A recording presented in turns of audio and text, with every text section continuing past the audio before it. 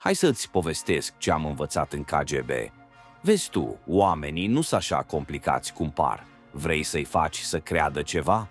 Nu vii cu argumente logice, că nu merge. Asta e prima lecție.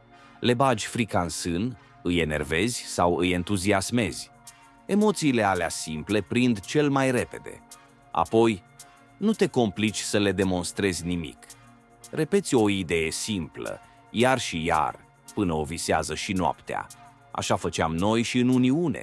Și uite că merge și azi.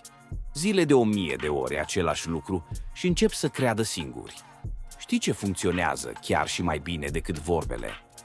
Pozele, simbolurile. Arăți o imagine puternică și gata, ai câștigat. Omul simplu nu vrea teorii complicate, vrea imagini clare.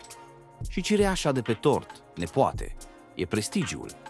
Dacă ești tu cineva important sau îți faci imagine de om mare, nu te mai contrazice nimeni.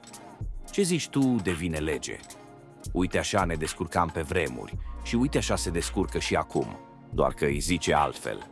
Ai prins ideea? Bunicul știe ce spune.